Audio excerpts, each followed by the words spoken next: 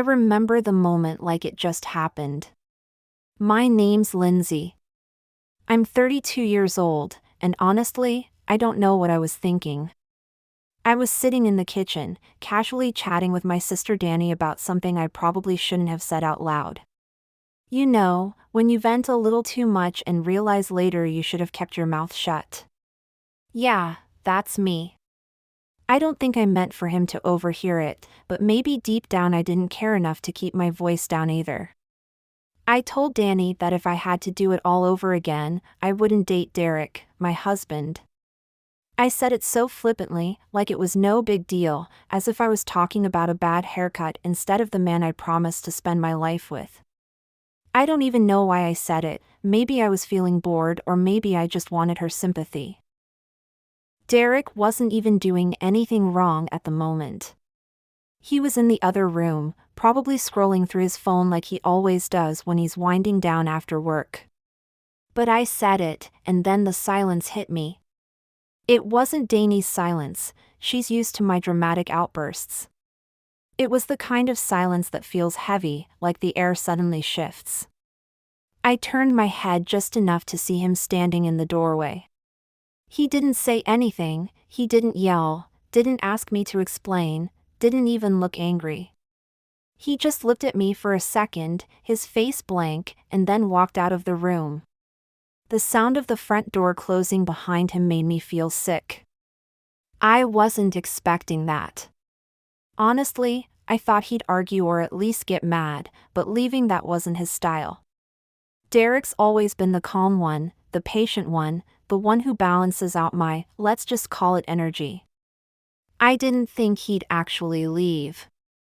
Though, I mean, it wasn't like I hated him or that I was going to leave him. It was just venting, right? Isn't that what people do with their sisters? You say things you don't mean because they get it, they're supposed to. Danny didn't even know what to say. She just looked at me with this wide-eyed expression like she couldn't believe I'd said it either. But instead of admitting I messed up, I doubled down. I laughed it off, said he'll be fine, he's just being dramatic. I don't know why I said that, maybe because if I admitted I was wrong, I'd have to deal with the guilt, and I didn't feel like doing that in the moment. Hours went by, and he didn't come back.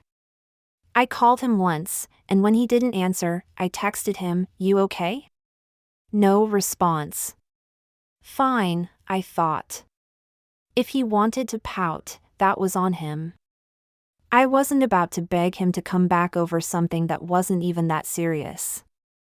But as the night went on, I started to feel this weird mix of anger and panic. Like, how dare he leave me sitting there, but also, where the hell was he? Was he trying to teach me a lesson or what? I stayed up until midnight, scrolling through TikTok and pretending I wasn't waiting for him to walk back through the door. He didn't. By the time I finally went to bed, I was more annoyed than anything else. I told myself he'd come back when he was ready and that I wasn't going to lose sleep over it. Spoiler, I totally did.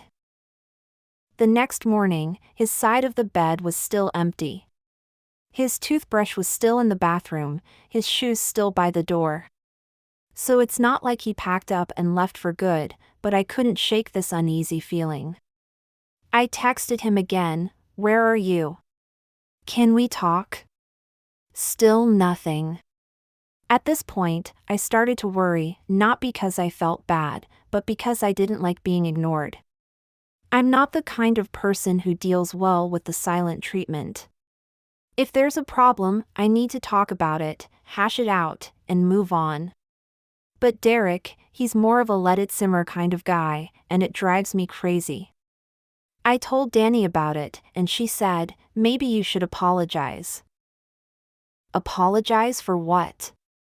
For being honest, for saying what I was feeling in the moment. I didn't see why I should have to apologize just because he happened to overhear a private conversation he shouldn't have been eavesdropping on, I said, trying to justify it to myself more than to her. But even as the words came out, they felt hollow.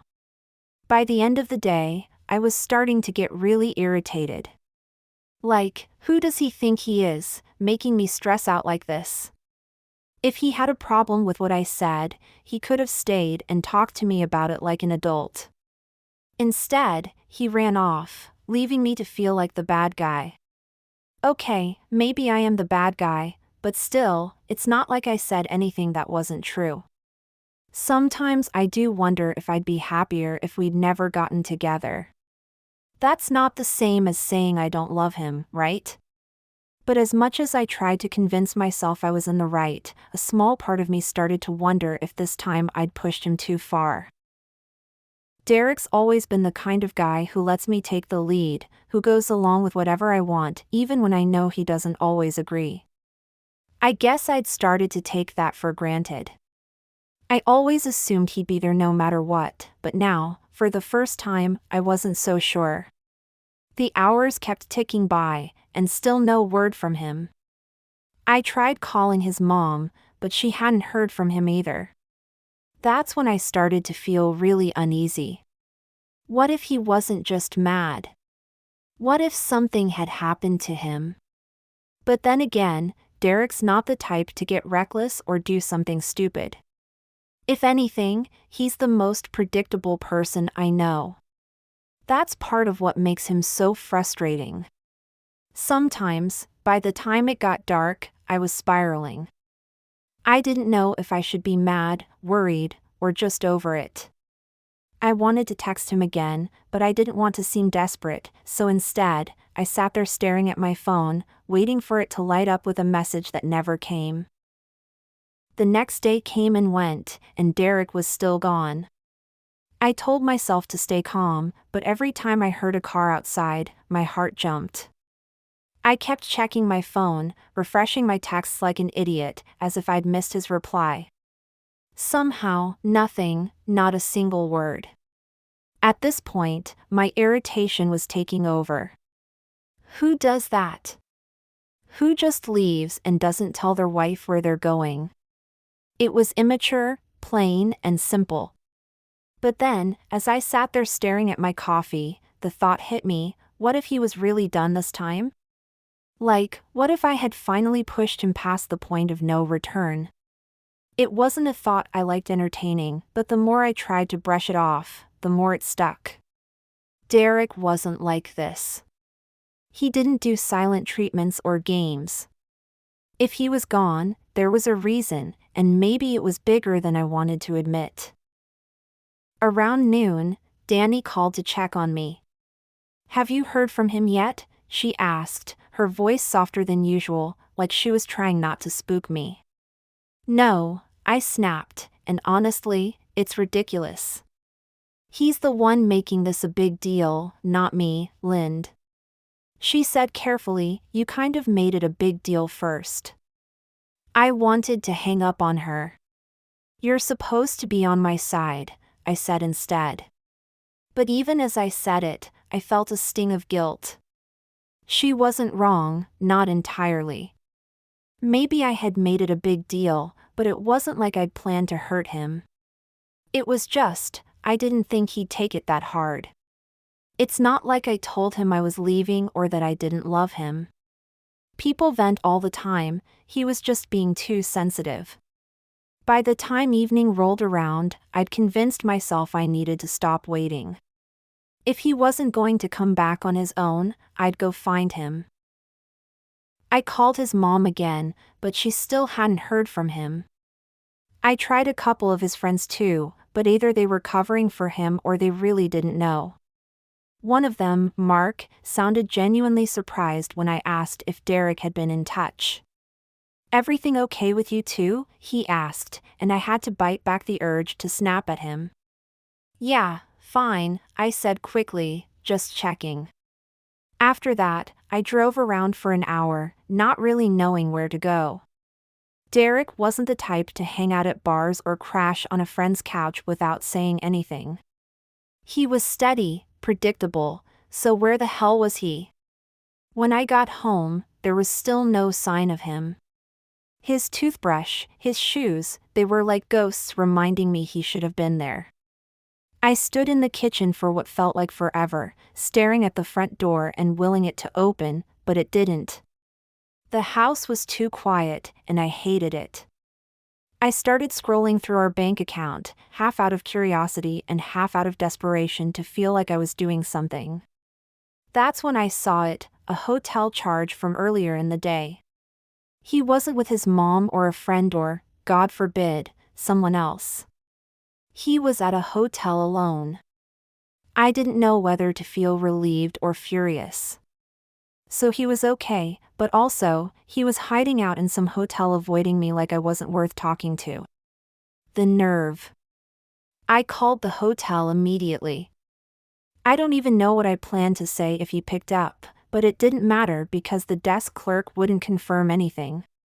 "I'm sorry, ma'am," she said in that fake, polite tone, "but I can't disclose any information about our guests." I wanted to scream instead. I hung up and started typing out another text. "I know where you are," I wrote, my fingers shaking.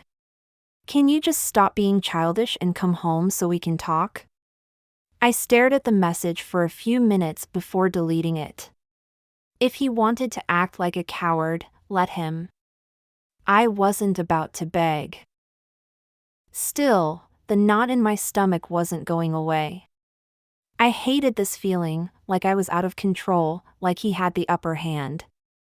Derek was supposed to be the one who chased me, who forgave me, who let me vent and then moved on. That's how it always worked, so why wasn't it working now? The next morning, I woke up to an empty house again. It was starting to get to me, a silence, the not knowing. I tried to focus on work, but every email felt like a distraction from the real problem. My husband was gone, and I had no idea what to do about it.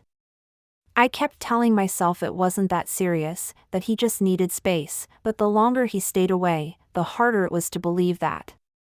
By mid-afternoon, I couldn't take it anymore.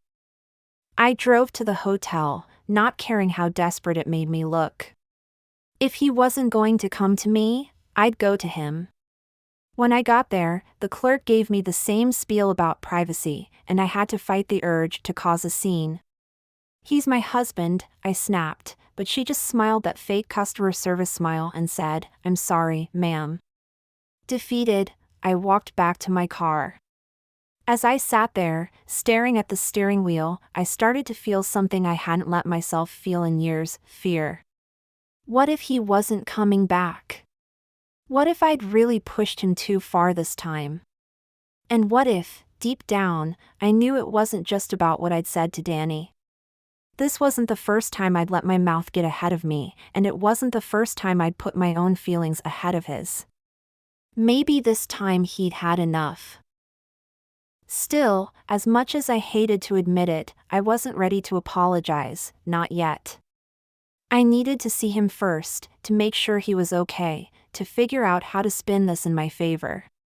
Because if there's one thing I've always been good at, it's talking my way out of a mess, and this was just another mess. Right? I didn't have to wait much longer to see Derek after my failed attempt at the hotel. Late that same evening, the front door finally opened, and there he was. He didn't slam the door or throw his keys down like I might have done in his place. He walked in calmly, almost too calmly, and I couldn't read his expression. That blank look on his face unnerved me. I was ready for a fight or at least some dramatic response, but this was worse. He set his bag down by the couch and stood there for a moment, looking at me like he was trying to decide what to say. For a second, I thought he might just walk upstairs without a word, but instead, he spoke. "We need to talk," he said, his voice steady, almost cold. "Yeah, no kidding," I snapped back, folding my arms across my chest. I was already defensive, even though I knew I should have been the one to apologize, but I wasn't going to start there. Couldn't it feel like admitting I was wrong would give him some kind of power over me? I wasn't ready for that. He sat down on the couch, motioning for me to sit too. I stayed standing, leaning against the kitchen counter like I was too busy to care. You're going to explain why you ghosted me for 2 days, I asked, trying to sound casual, but my voice came out sharper than I intended. Derek sat on the side, rubbing his hands together like he was trying to warm them up. I needed space, he said. To think, to figure out how to even talk to you after what I heard. I rolled my eyes. Oh, come on, Derek. Are we really doing this? You overheard one thing that I said in private to my sister, and now you're acting like it's the end of the world? It wasn't just one thing, Lindsay, he said, his voice rising slightly, though he quickly brought it back down. You said you'd never date me, now that if you could go back, you wouldn't choose me. Well, maybe I wouldn't, I shot back before I could stop myself. The words hung in the air, and for a moment, I regretted them, but then I doubled down. You've changed, Derek. We both know it. You're not the same guy I married. I hesitated, trying to choose my words carefully, but my emotions got the better of me. You're lazier now. Okay, you've let yourself go. You don't even try anymore. Can you really blame me for feeling like this? He looked at me, and for the first time, I saw real hurt in his eyes. But instead of getting angry, he just nodded slowly, like he was expecting this. So that's it, he said quietly. You think I'm fat and ugly and that's why you'd rather not be with me? I rolled my eyes again, trying to brush off the weight of what I just said. Don't twist my words. I didn't say, I didn't want to be with you. I said if I could go back, I might have made a different choice. That's not the same thing. Sure, sounds like it to me, he replied, his voice steady but firm. And you know what? Maybe you're right. I have changed. I've gotten older. I've gained some weight. I've gotten comfortable. But that's what happens when you're married, Lindsay. You settle into life together. You build a life. Or at least, that's what I thought we were doing. I felt my face flush, a mix of embarrassment and anger bubbling up inside me. Don't make this about me, I said, my voice rising. You think I don't notice how distant you've been, how you barely even talk to me anymore unless it's about work or bills or what we're having for dinner. You're not exactly giving me a reason to feel excited about this marriage, Derek. So this is my fault now? He asked, his tone calm but incredulous. I'm the reason you're unhappy, the reason you don't respect me enough to keep a conversation like that between you and your sister out of earshot. I threw up my hands in frustration. You're twisting everything. I'm just saying, maybe if you put in a little more effort, worked out, showed some interest in me like you used to, I wouldn't feel like. He stared at me for a long moment, and then he did something I didn't expect. He stood up slowly and looked me straight in the eye. You know what, Lindsay? I think this says more about you than it does about me. What's that supposed to mean? I snapped, feeling a sudden surge of panic. He wasn't yelling. He wasn't fighting back the way I'd expected. He was calm, and somehow, that made me feel even smaller. It means, he said, his voice steady, that you don't see what you have. You've got someone who's been here for you through all of your impulsive decisions, your spending habits, your ups and downs. Someone who's never judged you for any of it. And instead of appreciating that, you look for reasons to tear me down. I opened my mouth to respond, but he wasn't done. I know I'm not perfect. I know I've changed. But so have you, Lindsay, and not in a way that makes this marriage easier. You've turned into someone who doesn't take accountability, who lashes out instead of having a real conversation, and who would rather blame me than look in the mirror. His words hit me like a slap, but instead of admitting he might be right, I lashed out again. Oh, so now you're perfect, the saint who's been holding this marriage together while I'm the problem. He shook his head, picking up his bag again. No, I'm not perfect, but at least I'm trying to be better. I'm done standing here and letting you make me feel like I'm not enough. If you can't see the value in me anymore, maybe we need to take a step back. I froze. What are you saying? I'm saying I need more than this, he said, gesturing between us. And if you're not willing to work on it, then maybe I shouldn't be here anymore. He didn't yell. He didn't slam the door on his way out. He just walked out, leaving me standing there, stunned and more confused than ever. Over the next few weeks, reality hit me hard. Derek didn't come back, not even for his mail.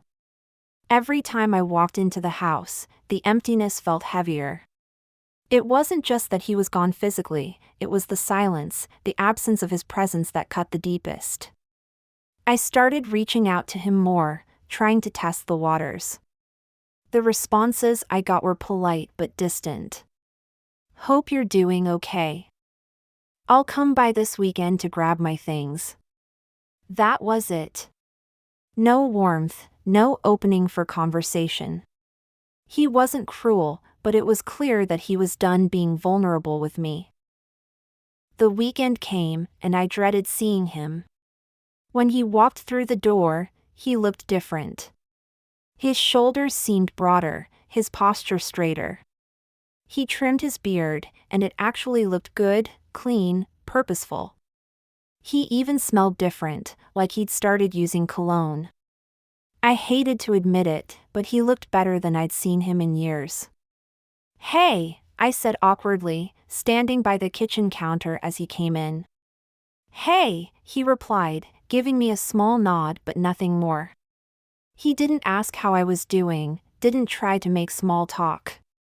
Instead, he went straight to the bedroom and started packing his things into boxes. I followed him, unsure of what to say but desperate to break the silence. Derek, can we talk? I asked, my voice softer than usual. He didn't stop packing. About what? About us, I hesitated. About us, you made it pretty clear how you feel.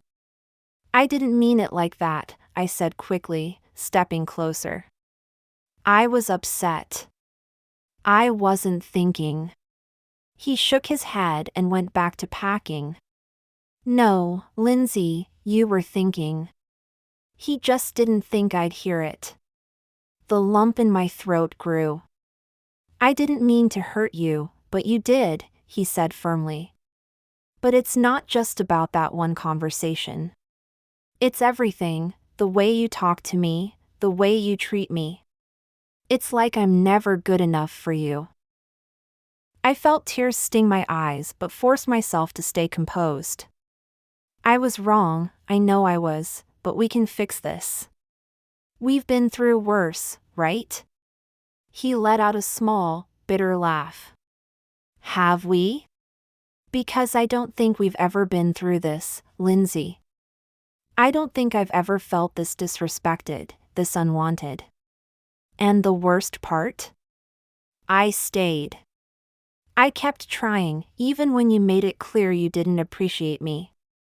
That's on me. I let it get this far. His words felt like a punch to the gut. I wanted to argue, to tell him he was wrong, but I couldn't. Deep down, I knew he wasn't. So that's it? You're giving up on us? My voice cracked, and I hated how desperate I sounded. I'm not giving up, he said, his tone steady. I'm choosing myself for once. I'm done trying to prove my worth to someone who doesn't see it. I stared at him, my mind racing. This wasn't how it was supposed to go. He was supposed to forgive me, to tell me we'd figure it out together. But instead, he was standing there, calm and resolved, like he'd already made his decision. I can change, I said, my voice barely above a whisper. I'll do better. I'll be better. He sighed, setting down the box he was holding. Lindsay, I hope you do, for me, but for yourself. But I can't be the one who waits around for you to figure it out. I've spent years trying to make you happy, and all I've gotten in return is criticism and resentment. I deserve better. His words stunned me more than I thought they would. I felt the tears spill over, and for once, I didn't try to hide them. I don't want to lose you, I said, my voice breaking. Please, Derek, we can fix this. He looked at me for a long moment, and for a brief second, I thought I saw something flicker in his eyes, pity, maybe, or regret. But then he shook his head. I've already lost too much of myself trying to fix this, he said quietly. I can't do it anymore. He picked up the box and walked out of the room, leaving me standing there with my heart shattering into pieces. I wanted to chase after him, to beg him to stay, but I knew it wouldn't make a difference. He was done, and for the first time, I realized I might really lose him for good. Over the next few days, I tried to distract myself. I threw myself into work, went out with friends, anything to avoid being alone in the house. But no matter what I did, the emptiness followed me. Derek wasn't just gone physically, he'd taken a piece of me with him. A month later, I saw him again. He was at a coffee shop, sitting at a table with a woman I didn't recognize. She was pretty, not stunning, but she had this natural, effortless kind of beauty. They were laughing, and he looked happy, happier than I'd seen him in years. I wanted to march over there to interrupt their little moment and remind him that I was still his wife, but I didn't. I just stood there, watching from a distance, feeling the weight of my own mistakes. This was my fault. I had pushed him away, torn him down, and now he was moving on without me. When he saw me, his smile faded for a second, but he didn't look angry or upset. He just gave me a small nod, like an acknowledgement, and then went back to his conversation. It was like I was already a memory to him, something he'd moved past. As I walked out of the coffee shop, I felt the full weight of my choices settle over me. I had spent so much time blaming him, picking at his flaws, that I hadn't seen how much he was giving me. And now, it was too late. For the first time in my life, I felt truly alone. And for the first time, I realized that it wasn't Derek who had failed me, it was me.